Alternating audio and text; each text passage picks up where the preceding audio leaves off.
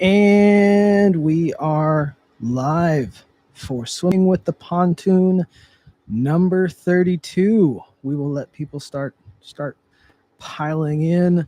I know I'm a bit early, but this is really just to verify that one, we're getting audio. Number two, the bandwidth is good. So I tend to try to start up early because there have been plenty of times when we've messed up or had bandwidth issues or audio issues. So if we run into any of that, just let me know. I hope everybody's having a good weekend. Here we are on Sunday, and which means Monday is tomorrow. Now, for most of us, Monday means going back to work. Uh, Tactical Pontoon is basically a 7-day a week operation. Saturdays, which would be yesterday, Saturdays, I normally kind of limit the amount of time that I spend on Tactical Pontoon. Uh, I try to limit it to maybe answering some messages, watching the website, logging in orders, but I try to leave Saturday open from email messages, coming out and actually doing work, or I might come out to the shop on Saturdays to maybe work on a project, whether it's different ideas for new trigger systems or builds that I have in work. But Saturdays are kind of my day off, if you can really call it taking a day off. But Sundays are back at it. I built a bunch of G43 CR920 systems today, got those ready, and so I can get those shipped for tomorrow. But here we are, number 32, Swimming with the Pontoon. Christina is here. Hello, Christina. What do we have kind of on the docket to talk about? Number one, I have been working on the website. If you haven't been to it in the last week or so, you should check it out. It is a lot cleaner. The black background is gone to a much cleaner white background, so that the contrast is there. I cleaned up the menu system to try and make it simpler and easier to use. Now, granted, I did get rid of the generation 1 through 5 labels. I basically took it to the name. Hey, Christian and Christina here in the chat. Team Pontoon. Yes, two of my favorite people right there. I basically took it down to the names of the systems. Top of the line, Leonidas. Second, Heisenberg. And then you've got your Peacemaker lineup. Now, that is going to throw some people for a loop. I get that. But so did having it generation 1 through 5 and CR920 and G43. I simplified it. The other thing that I did is on the front page, there's actual products you can click and go right to WooCommerce to check out. I left, basically what I did on that front page is I put the main systems, a designated variation of the main systems on the front page. So if you see a Leonidas, a Heisenberg, a Peacemaker, and then I also put one of the slim lines up there, I tried to make, that just to kind of make it easier. Hey, Desert Tactical Dave. All right, man. Good to have you here. I got your video linked up on the website. I had an issue where people could not respond to it, but I've got that fixed. It's taken care of now. But I did put your latest video on your previous the Heisenberg, and I did have some people push back on that. Actually, they said, "What was your issue with the rolling brake?" I know what it is. I'm gonna fix you up here. But I also know that you are a major fan of the KM Tactical Connector. So, anyways, good to have you on here, Dave. But cleaning up the website, that was something that I was given.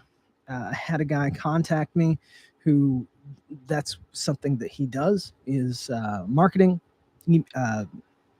online marketing, and he gave me some really good insights. He said, your website kind of sucks. And I have to agree with him.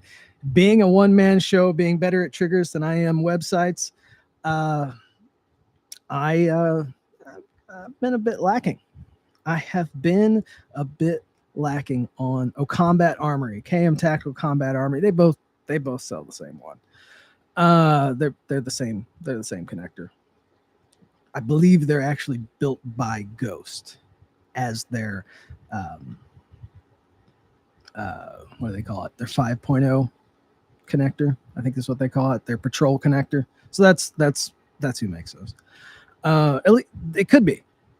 It could be somebody else, but I believe it is Ghost who makes those. But he said, yeah, your website kind of sucks. You build some really cool stuff. Let me do an analysis on your website. And he did. Like, we had a call on Google. We talked for about an hour, and he showed me really where Tactical Pontoon's website was lacking. So I took notes. He sent me a PowerPoint presentation. I have looked it over. I took it to heart because it is something that I have wanted to do, was clean the website up and make it better, easier to use, better. And so that's what I've been doing. There are still things that I will be changing, but so far in the week or so that I've been working on it, I got to say, it's looking pretty good. It took less work than I thought it would to get it to where it is. There's still stuff that can be done. There's an About Us section. There is an FAQ coming. It's coming. I tried Tactical Pontoon. Now I have a poster at the post office. All right, Scott. Hey, aren't you supposed to be looking at a car for me? Did they ever get back with you on another junk car that I need to add to my collection? If not, like I said, like I told you, Scott, earlier, if it's not meant to be, it's not meant to be. That's okay. It really is, because I like don't go out of your way to pursue it. Yeah, I don't really need it. I'd like to have it, especially for that price. But we looked at everything from what they call bounce rate, which is how many people just click on your website and within a couple seconds they bounce off. Mine was not. It wasn't as bad as I thought it would be compared to a couple other sites that we looked at. We looked at some of the other names like Apex and a few Glock Store, just to kind of give myself an idea of where we were at. Hey, Steven, what's up, man? Good to have you here. Good to have you here. So we looked at a bunch of different things. He gave, like I said, he gave me a PowerPoint of ideas, numbers and visitors, and I have spent the week, aside from building triggers, cleaning up the website and taking his ideas to heart. I gotta say, the website overall is looking pretty good. I still have room for improvement. I'm still doing things to it, but not too bad. I did notice that a few people signed back up to the newsletter. It's basically the same. I changed the way that the newsletter sign up goes out. It's now just kind of a pop up that comes up, kind of one of those things. So it's the same newsletter. If you did, I saw a couple people re-signed up for the same. It's the same newsletter. It just shows up in a different way.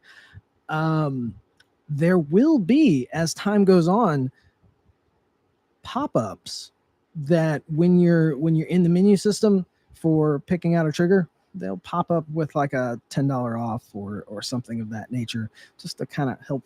You've seen it on plenty of other websites. So look forward to modernization there. Not only will there be, and obviously the best coupon codes or the best deals are going to come through the email, but occasionally for new people that are just seeing Tactical Pontoon, they'll get like a $5 or $10 off, something like that. So it's just something I've been working on, something near and dear to my heart, and to help Tactical Pontoon grow. Because even though I am just a single, simple one-man operation, some people, sometimes you go to a website and you see it and it looks like it was stuck back in the 90s or the late 90s, early 2000s, which is kind of the way I felt like my website was looking. you're less likely to buy something from them, and then you go to like Apex's website, and Apex has a very well done website, so you kind of feel like a more professional setup. That's kind of what I'm doing with Tactical Pontoon. So yeah, I mean, I could talk about it all day because I've been working on it. It looks pretty good. So if you haven't yet, take some time later on, just take a look at it. If you have any ideas, if you have any feedback, I welcome it. I do welcome it because I obviously don't know everything. I don't even know everything about triggers, but I look forward to input. I do try to take what people tell me, and the other thing is I'll get 100 million different comments and things, and there will never be a website. There will never be a solution for everybody. But if I can get it, running for most people, all the better. Perfect. Thank you, Stephen. Yeah, just check it out. I streamlined things. There are still a couple things that I could do to speed the website up.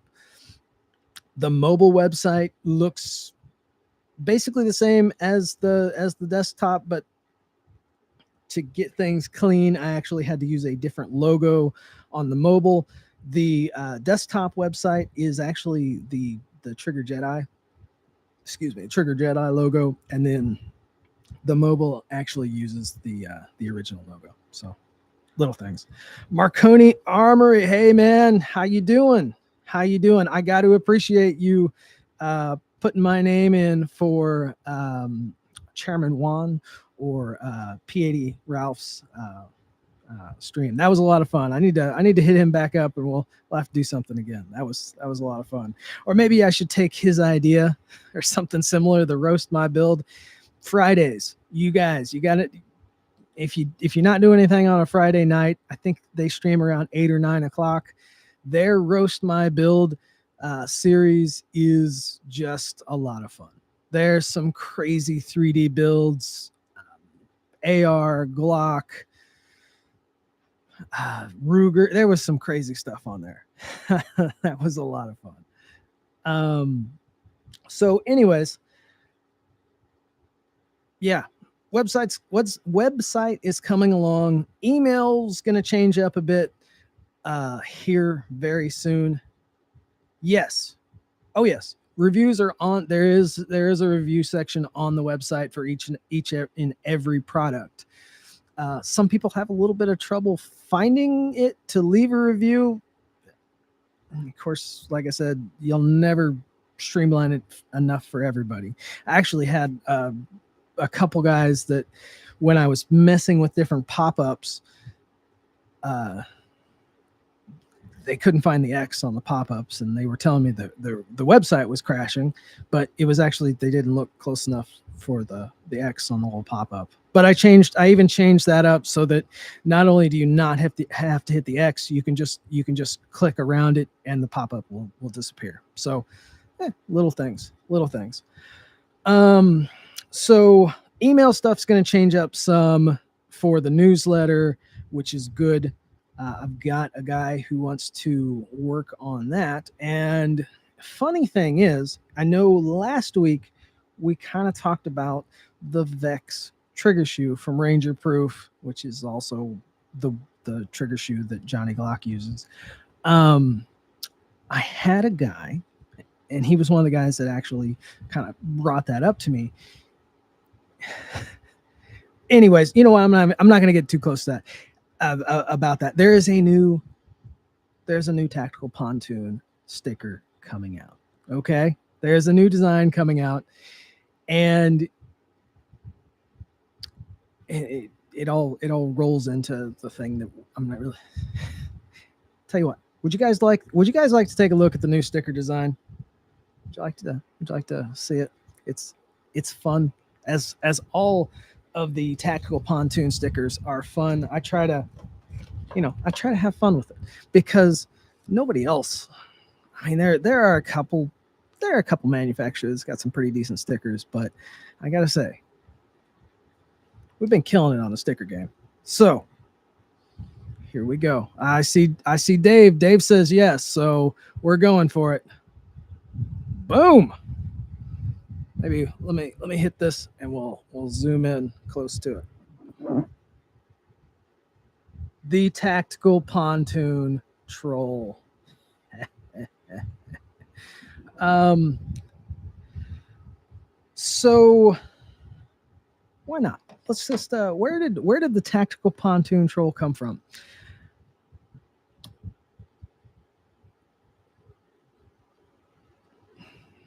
One of my customers, one person was called a Tactical Pontoon troll because they just mentioned me in a I guess in a group that is more specific to Johnny Glock.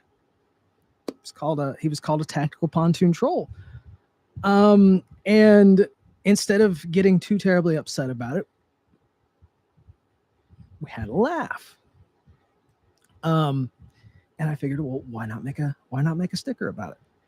So we've got the Tactical Pontoon troll sticker, and we're gonna rock these stickers. I already got obviously the sticker is designed. I was not gonna let any time pass on that, and sticker is designed the same artist that. Why did they get mad? I guess because Tactical Pontoon was brought up as an option instead of the more popular in that little group, Johnny Glock, and he was called a Tactical Pontoon troll. So yeah, and I don't support like people going out and being trolls. I mean, that's never been something that I've pushed for, and I was in that group and I saw the messages. He wasn't being a troll, and he's not even he had plenty of of of the other triggers. He had at that point had only bought one trigger from me and had like 10 triggers from Johnny Glock. And so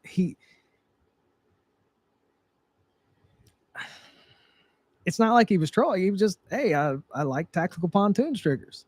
So he was called a troll, which is, and it pissed him off. And I can't really blame him because he's got actual skin in the game, and whatever. So anyways, made a joke out of it. The Tactical Pontoon troll, that's coming out. There'll be shirts eventually. I'm sure my man Nordic Nevadan who rocks the shirts. We're gonna work on a Tactical Pontoon troll shirt. We've got the stickers; those should be in probably next week or so. We're gonna have fun with it because hey, that's you got to have some fun with things instead of getting your panties in too much of a twist. So we're gonna have fun with it, and hey, and it's really funny because I on like say for example Facebook groups, I've been kicked out of a lot of Facebook groups because I wasn't the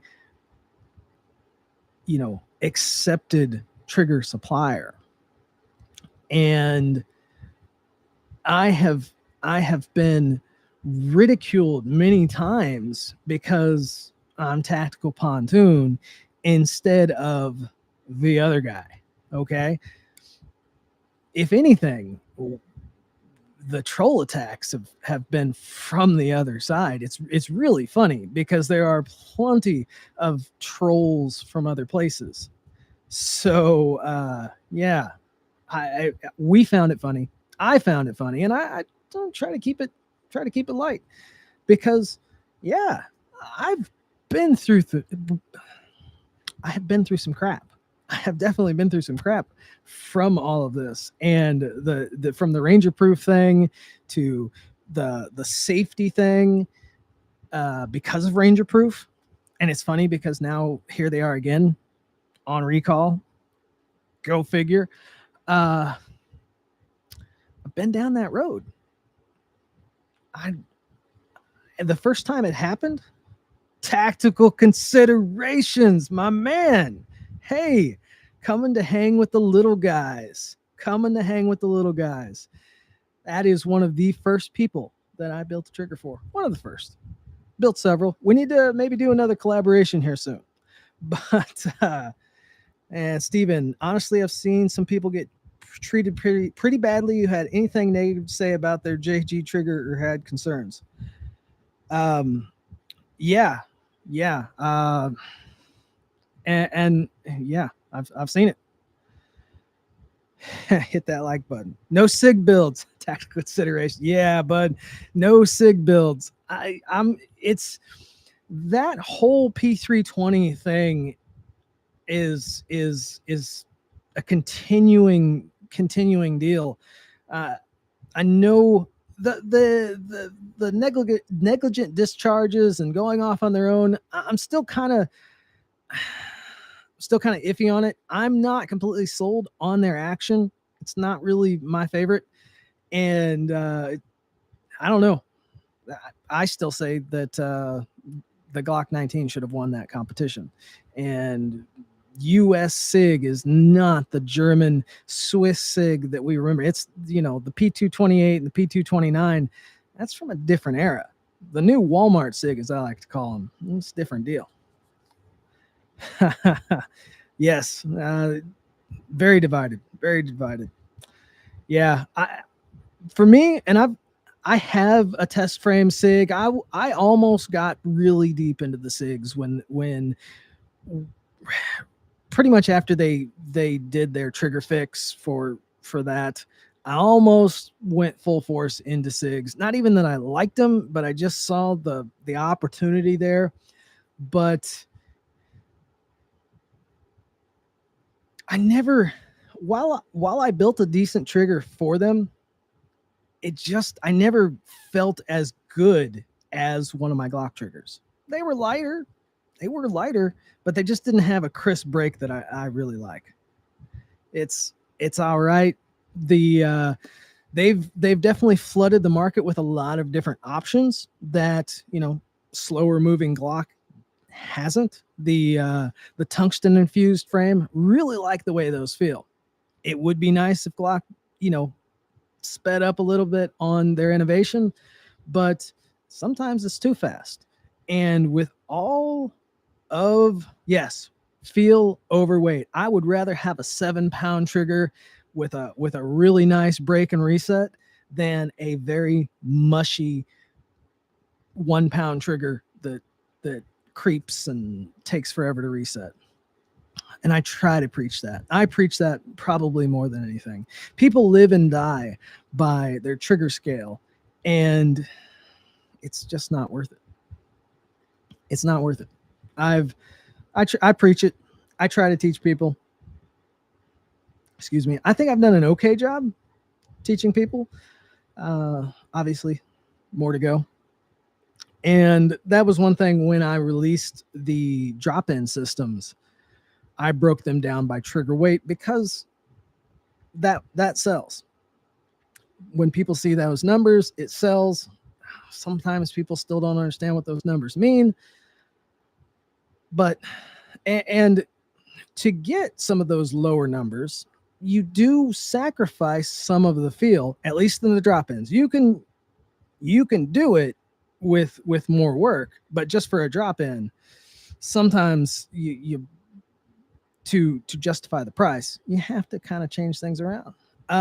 You have to sacrifice a little bit of the feel for the weight, budget wise. Hey, Stuart Nordic Nevadan, we were talking about you with shirts. Rocking my shirt here, and the troll shirts coming down the line. People are focused on the weight. They are, and I do my best to teach. Thomas is here. He's ready to party. Partying. I've never been a big partier. I'm gonna be completely honest. I'm kind of a geek. I'm one of those people that during parties, I find very few people that actually want to talk about something that I'm interested in. So I normally find myself over in the corner on my phone. So, but hey, I'm here with the guys that I can talk to. We can party. We can talk about fun stuff. This is the party. Yes, yes, it is. At least we talk to each other in the comments. I love seeing the comment section come alive. Keeps me from having to ramble on about stuff that might be boring. Now, I had planned a video for this week. Unfortunately, I had a new desk delivered. Well, I had to put it together, delivered from Amazon. I was putting it together. I got things switched out. On the day that I was going to do a video, as I was switching things out, I destroyed the micro HDMI cable that goes to my camera. And it actually didn't show up until yesterday. So I didn't get a chance. And no, I didn't drive to like Best Buy or something. I could have got it sooner. But so I didn't get a video filmed this week. I'm pretty lax on that. It's been several weeks since I've done a video other than the live streams. I really don't have a really good excuse for that, except for just being busy and doing other tactical pontoon stuff. So anyways, guys, I do apologize for that. The next video that I plan to release is on trigger pins. All right, Dave, take it easy, man. You have a good week. As always, if you need anything, hit me up. Videos do take more time. They do. I kind of can streamline it nowadays. I used to spend at the beginning of the Tactical Pontoon YouTube channel, I would record a video just straight out, kind of like I'm doing now. And if I messed up, I would stop and redo the entire video. My old videos, if you go back years like 2018, 2017, you'll see my videos are like 27, 30 minutes long. I would sit in here for hours at a time just to record one video because I didn't edit my videos. So if I screwed up, if I was right at the end, I would stop the video, and we're talking little things, just little things, and I would redo the entire video because I didn't want to mess up, and I didn't want to edit my videos. Then I went through a period of time where I did some video editing, tried to make them a little bit nicer, and then I would release a video every 3 or 4 months. And they weren't much better. They were normally shorter. They were a little bit, they looked a little bit better, but they kind of sucked. They still kind of sucked, and there was like 3 a year. Obviously, that wasn't going to work.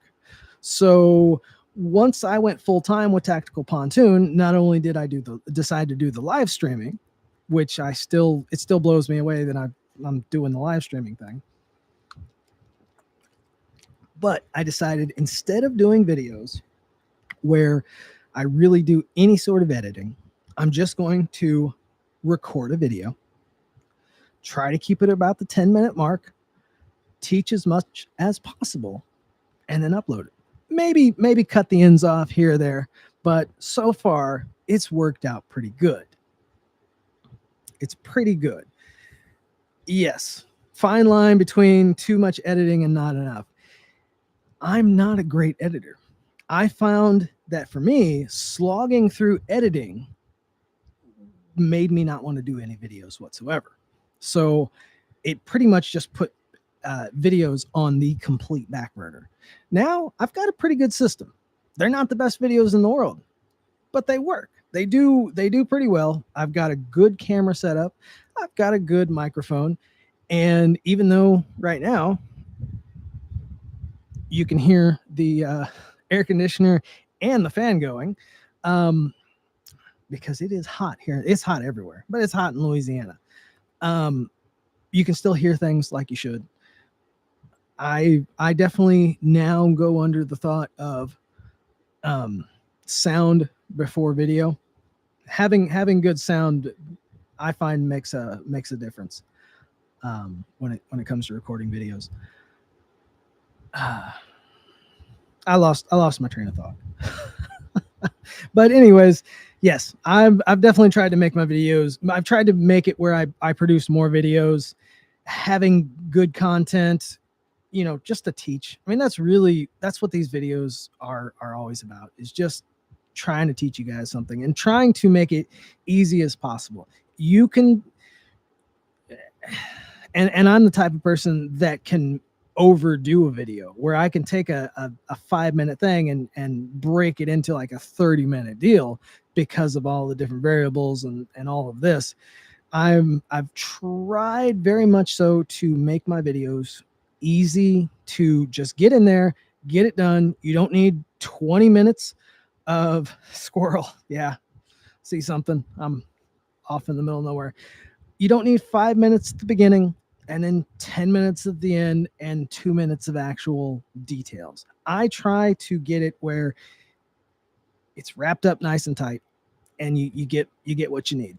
You get what you need, because I hate pulling up a video where I'm trying to do something relatively simple and I gotta slog through 5 to 7 minutes of them, channel updating, and I don't need that, and you guys don't need that. So yeah, Tactical Pontoon, trying to do what I can to give you guys, give everybody kind of some information. Troubleshooting is one of those things that not enough people have.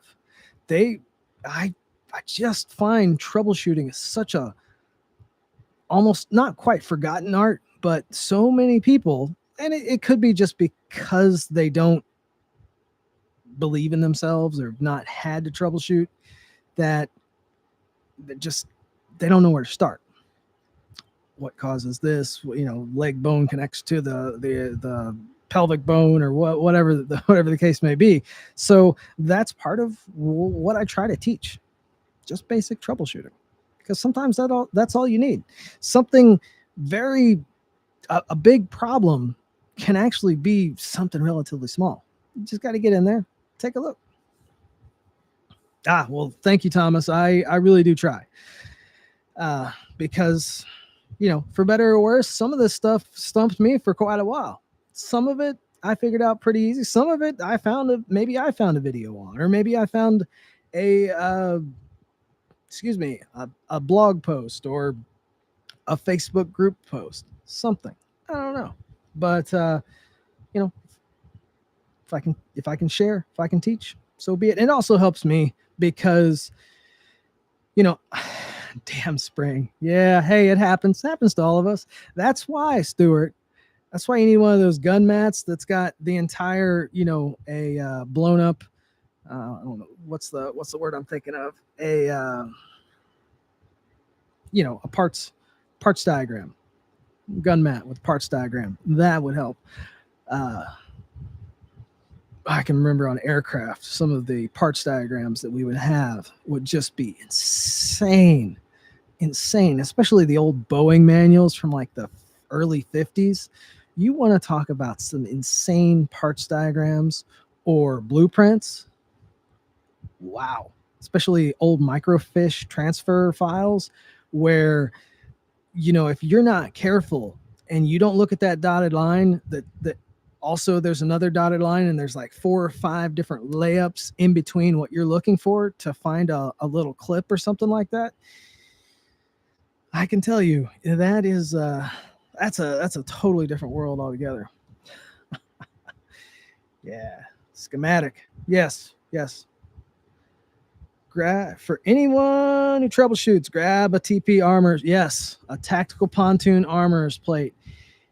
If not one of mine, and you have an extra slide plate, cut that thing off. Cut the bottom off that so that you can see in there. That is one of the best tools that you can have. There are so many different things that you can do. And if there's another great tip that never gets shared, oddly enough, I mean, if you've been around me long enough, I preach this one. Put a magazine with snap caps in your gun. when you do those type of tests, because that makes a difference. Put that gun into operational condition. Don't use live ammunition. Don't use live ammunition. And if all you have is a regular magazine, that will help. But having a snap cap in there will give it that extra little bit of oomph that's going to lift that slide up and put everything into the correct tension. Just my little thing. Yes, a couple snap caps. What kind of birds did I work on? I started out, aside from all the crap little junk birds that we had at aviation school, which was a lot of Queen Air, some little Cessnas, little helicopters and stuff. But my first actual job out in the field was working on Black Hawk helicopters, which is something I really wanted to do. And old Scott in here, Destroy 453, he's one of the people that I thought I would be working with. He's kind of a helicopter spark chaser himself. I thought it'd be I thought Black Hawk helicopters is what I would be working on forever. I love helicopters. And so my first actual job out in the field was Black Hawk helicopters out in Texas. Rebuilding, actually upgrading from A models to, they were called, it was like an AAM. So it wasn't a full M model. It was a weird military. It was for the Colombian government, Colombian Air Force. And these things were bullet ridden and, they were crazy.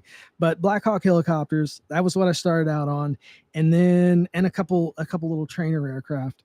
And then from there, I came to Louisiana and was working on the recently retired E8C Joint Stars, which is a big battlefield management bird based on an old school Boeing 707. So that's kind of where my aviation background comes from. And then a couple other birds in between, AWACS, EA6. Yeah, EA6. And it was all basically structures and then manufacturing of parts when I took over a fabrication department. Drilling holes. Yes. What we like to call, I like to call it, when people ask me what my job was, I drilled holes in things and plugged them back up again. Because that's pretty much what you do. Drilling holes. Did you go cross-eyed? I don't think so. I think I stayed pretty.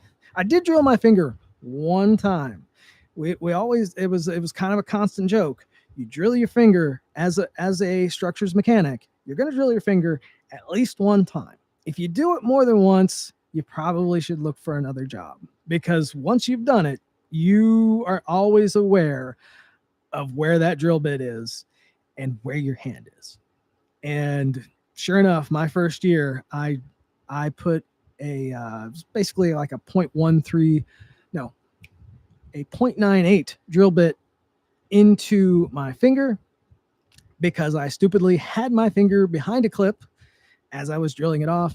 It was relatively small. Drill a big hole. Yes. Oh yeah. Taking a heater core out. Definitely drill a very big hole.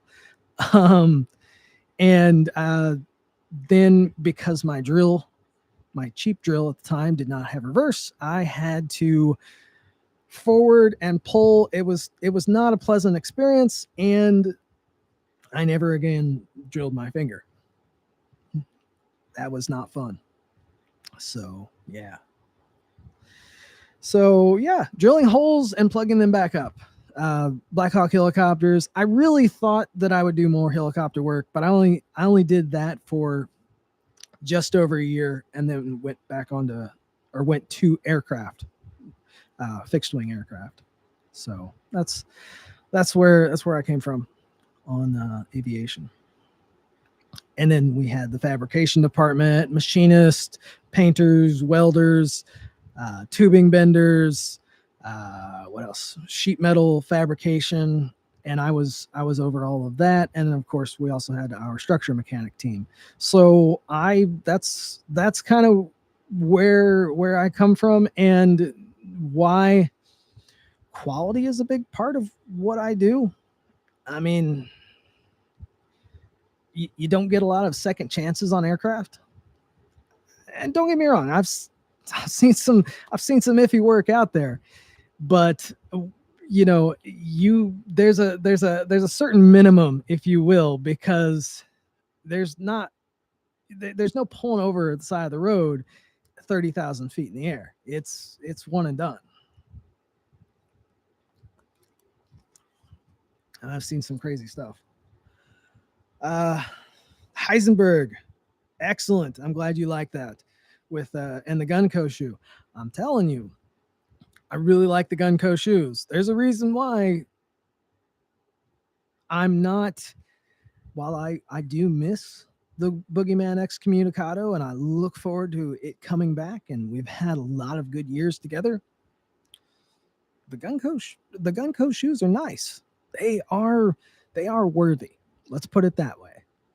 They get my seal of approval, and there's no safety issues with those. They don't remove so much take up that a little bit of here or there is going to cause a safety issue. They're high quality. They maintain really good safety clearance. The tolerances are nice and tight. The screw for the trigger bar is excellent. I've worked with some the screws in the Vex trigger shoes. They're shit in comparison. I'm gonna say it. Okay, they're shit in comparison. Okay, that's just the way it is. You can tell a difference, and if we were to put them side by side, there's you can over tighten the ones in the Vex, and not trying to pick on the Vex. They did the best they can. The Gunco is a better shoe. There's a lot of design work that goes into it, and the cool part about that, going back to my aviation roots, the Gunco company, they've got some aviation roots. Okay, we got to talking about tolerances and build quality, and when we brought up aviation and how they build their stuff to aviation specs, because that's what they know how to do. I mean, that's what I come from, and it's a different world. You have to meet certain specs, and they do it time and time again. That also helps sell me. So love those trigger shoes. Never liked the Blackhawk because it doesn't automatically play CCR when the engines start, unlike the Huey. That is true. It will leak quite a bit though, as I've always heard. When it comes to the Blackhawk, if it's not leaking, it's not working. I like that. Stamp Gang, what up, man? You're on the list, bud. I got you something coming. I have, unfortunately, I'm waiting on a trigger shoe resupply, which should come in this coming week, and you're one of the next ones up. So yeah. Hate bad screws in a trigger. Wouldn't I like having the screws for the trigger pin and even the safety. I'd like to have both, and yes, the Vex has both, but the quality of those pins is not great. I played with them. So in comparison to what I already have going on with the Gunco shoes, is night and day difference. It was almost to the point where I'm like, well, why are you going to have pins, or why are you going to have, I would almost rather have pins than these screws. They're just, all right. Don't pick on the Vex. I'm sorry. They did the best they can. So yeah. What else we got going on? What's been going on? Got a new desk for the, we kind of talked about that. That will help on my videos, because I'm actually you can see it shaking a little bit, but not like it was before. If you notice in some of my videos, the top down videos, the table would shake. It wasn't a good table. It was a cheap table. Now I've got a better computer desk that will stand up better to moving things. And I've got a new lens coming that will also do the macro shots, the really up close stuff. And I think this one's going to work out even better than the one I had before. So we can look at things nice and close and better quality. So Ice Flame 38. Well, thank you. I'm thankful that you got use out of my videos, and maybe you learned something. That's what I'm here for. You know, I could hide all this stuff away, or I could not teach you or tell you, you know, go find it, go watch Johnny Glock's video. One, you'd probably be there for a long time. Some of them are a little, mine were really long. Don't pick, James. I'm not gonna pick. For the M&P, disappointed by, yeah, there's not a lot available for the M&P. I've been asked to do stuff for the M&P, but it's one of those guns that never really talked to me. I've held one. Smith & Wesson is just not my deal. Now, granted, I almost the first gun that I was really going to start playing with almost was a Smith & Wesson SD 40 VE, like, you know, one of the Glock clones. And so maybe things would have been different if that's what I had picked up instead. But went down the Glock road. I prefer Glock. I've played with others. You know, I have an HK VP9 trigger that I do. Yeah, the M&P can have a really nice trigger. I've seen some and I felt some that were really nice. It just doesn't talk to me. The CZP-10, really nice gun. I like it. I actually like it really a lot. And in a way, it does. It talks to me, but there's not a lot of opportunity for those. The other one that I've been giving some consideration, and I'm not a big fan of Springfield, is the Prodigy. What do you guys think about the Prodigy? It's not a bad looking gun. I don't know where to hold it because it doesn't tell me, but I'm thinking on the grip. It doesn't say grip zone, but I'm thinking that's where you're going to hold it. Slide design looks pretty decent. I've heard really good things about the trigger. I've not gotten to one of the gun shops to go take a look at it. I need to, maybe this week. I've got some running around to do. I'll try to make it out to go, you know, play with one. Maybe I'll pick one up for the shop to look into it. Again, not a huge fan of Springfield. They're kind of, anyways, we'll see. What have you guys been looking at the Prodigy? What are you guys thinking? Is booming industry getting the Prodigy to work? Yeah. Same with let's see. Wait a minute. Prodigy. Which one's the polymer? You got the Prodigy. Is the Prodigy the polymer one? I don't have my phone. XDS4. I know you do, Christina.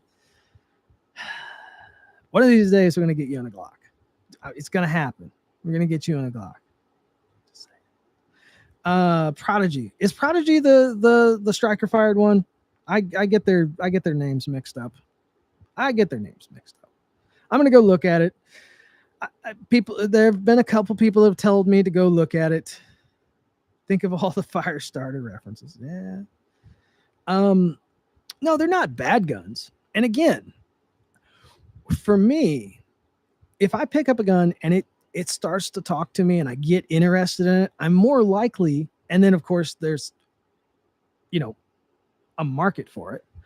I'm more likely to, you know, do some stuff with it, get stuff going. So if I pick it up and I like it, it could be something we look at building stuff for.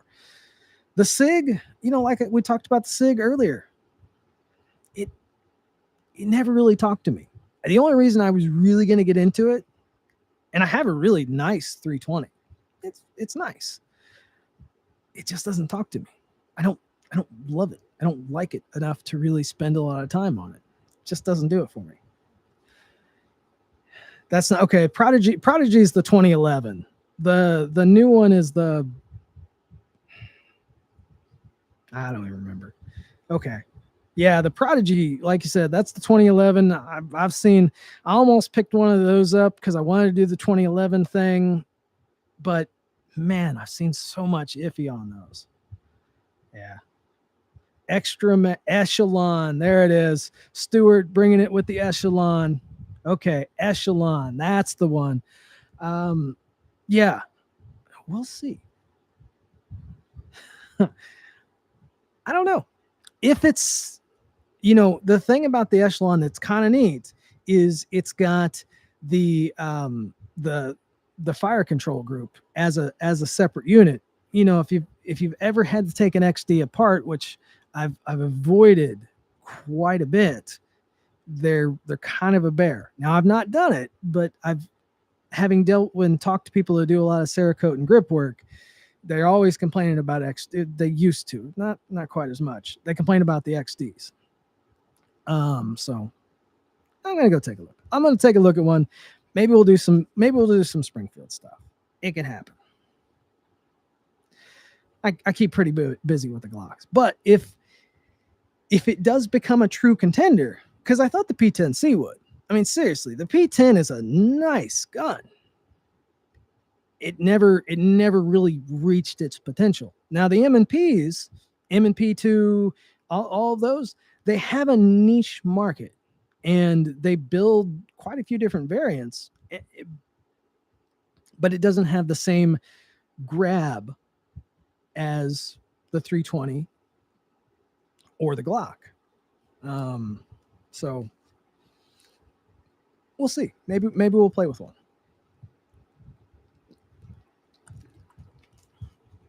I still love my Glocks. They might be old school. They might need some work right out of the box, but I like them. I just always have. Something about a very well-tuned Glock trigger just speaks to me. Even the new Glock performance trigger, which is, if you will, worlds better out of the box than a factory Glock trigger. Even worked, I still prefer my old school Glock trigger built up right compared to that Glock performance trigger. There's a different feel to it. Polymer rear rail. Speaking of polymer, the internal extractor, yeah. It is definitely one of those guns that the XD series, it's one that they work until they don't, and finding parts for them is 98. Yeah. Whew. Had a G19 in 98. It's time to start another build soon. Hey, you know it. I've got some stuff on the back burner. I've got a couple builds. I've kind of teased them on Instagram here and there. The Speaking of like the Zero Delta, remember we looked at the Zero Delta jigsaw frame. I need to finish that one up. I thought, and I made a mistake. I made a mistake. I said that the rear rails, and that's what I was looking at the Stephen had talked about the XD. I made a mistake and thought that those rear rails on that were polymer, but it's actually aluminum. It's part of the There's one piece inside of that frame that is an aluminum piece, and then you've got the rest of the polymer that fits around it. So it does have aluminum rear rails. I did misspeak earlier on. So Kevin, your 4.0. Everybody loves the 4.0. That's one of my most popular options on the drop-ins. I'll tell you though, the Heisenberg Daily is the way to go. If you want, I mean, Heisenberg Daily, Peacemaker 4.0, and the Heisenberg Daily, you've got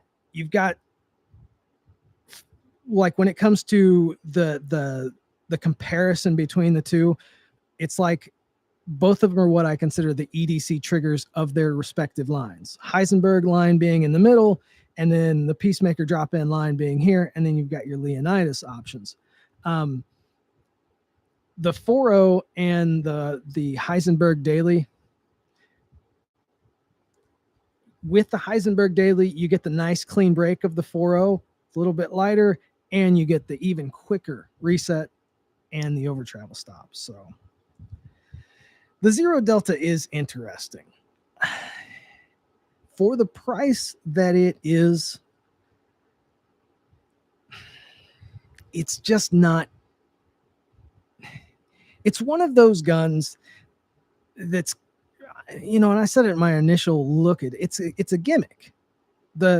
It's kind of gimmicky. It's for one of those people that wants to have, like, they get out their Pelican case, and inside of that Pelican case, they've got it all shadowed, and they've got 3 slides in there, or 2 slides, and you've got your different length magazines, and you've got all your parts in there, and then you go and you do, and maybe a suppressor, because you're going to do the movie thing where you assemble your gun and you go out to the range and pretend that you're a secret assassin spy.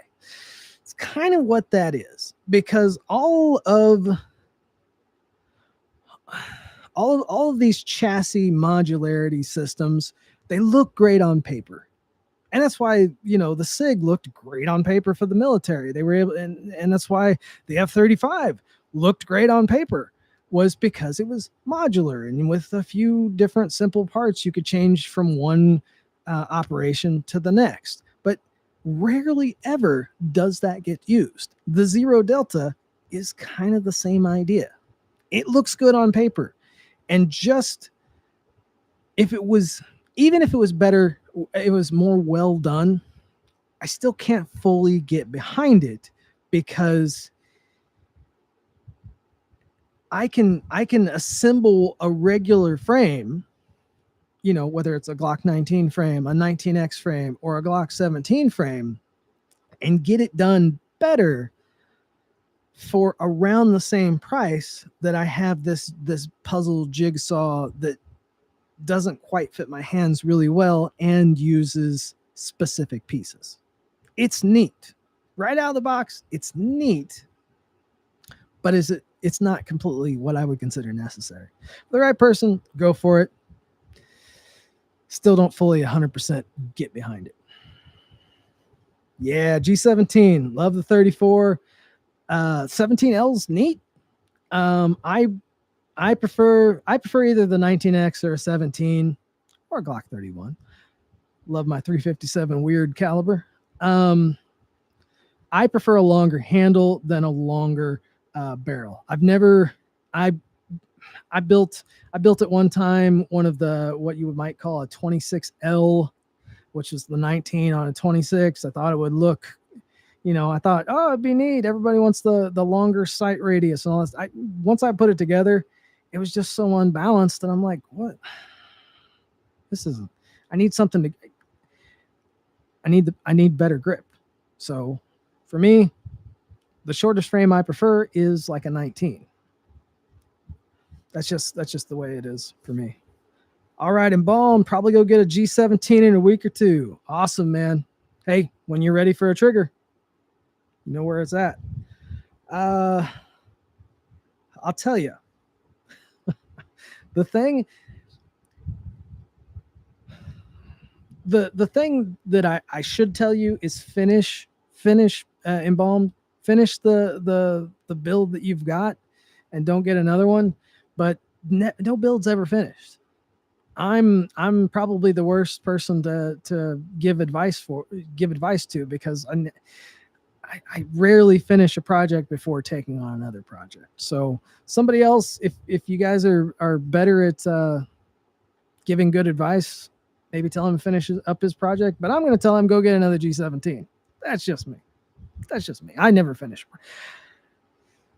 None of my projects are ever truly finished. There's always something else I'd like to do to them. So that's just me. I'm weird like that. That's why I have a shop full of cars, and why I'm also looking at possibly another car that I don't need, because I never finish a project. Yeah. G47. I'm not fully sold on the G47. I mean, obviously it's makes sense. I don't know if I like the full size frame of a G17. So, yeah.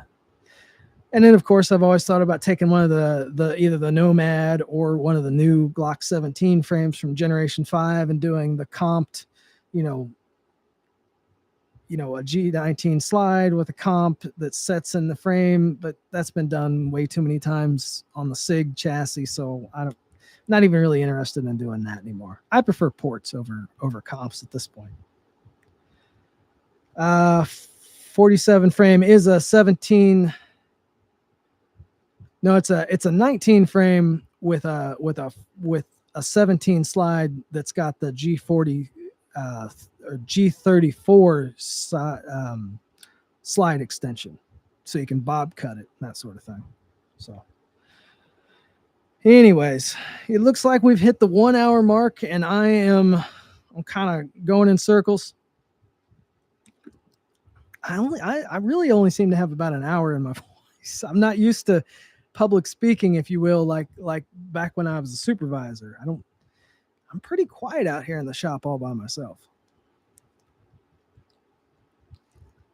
That's what it is. It's a Glock 45 frame.